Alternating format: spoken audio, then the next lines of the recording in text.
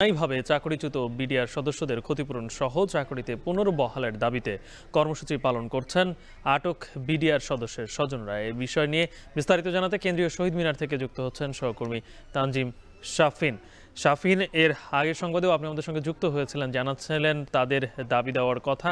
এখন তাদের কর্মসূচিতে কি চলছে? তার না আমাদের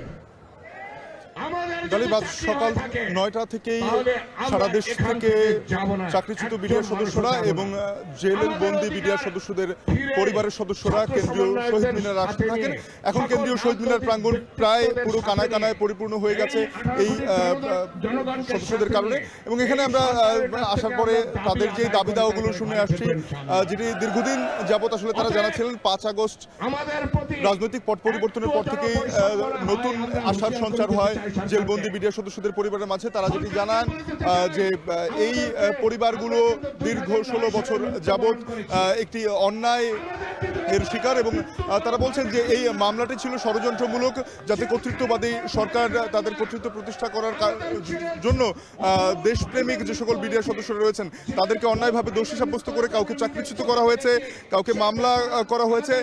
এই বিস্ফোরক এবং হত্যা দুটি মামলায় ৮৩৪ জন বিডিআর সদস্যকে মোট গ্রেপ্তার করা হয়েছিল, যাদের মধ্য থেকে সবশেষ ২৩ জানুয়ারি আমরা দেখেছি যে ১৬৮ জন জামিন পেয়েছেন। তবে এখনও জামিন পাননি এমন অনেকেই আছেন। পাশাপাশি অনেকেই রয়েছেন যাদেরকে হত্যা বা যাবজ্জীবনের মতো সাজা পর্যন্ত রয়েছে। তো সে সকল পরিবারের সদস্যরা এসেছেন, তারা দাবি করছেন অবিলম্বে তাদের মুক্তির জন্য। এই অবস্থান কর্মসূচিতে সমর্থন দিয়ে এখানে বৈষম্য বিরোধী ছাত্র আন্দোলনের কেন্দ্রীয় সমন্বয়ক মাহিন সরকার এসেছেন। আমরা তার সঙ্গে একটু কথা বলতে চাই। মাহিন ভাই, জানাবেন যে বৈষম্য বিরোধী ছাত্র আন্দোলন বিডিআর সদস্যদের যে দাবি আজকে উপস্থাপন করা হলো তার সাথে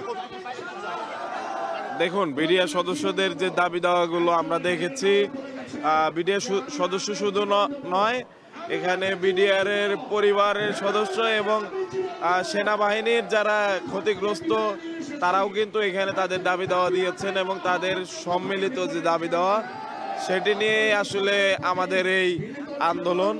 এখানে তারা যেভাবে ক্ষতিগ্রস্ত হয়েছেন এবং যাদের সাথে অন্যায্য বিচার হয়েছে, তো আমরা চাই তাদের সাথে ন্যায় বিচার হোক এবং তাদের যে পরিপূর্ণ ক্ষতিপূরণ তারা সেটি পাক।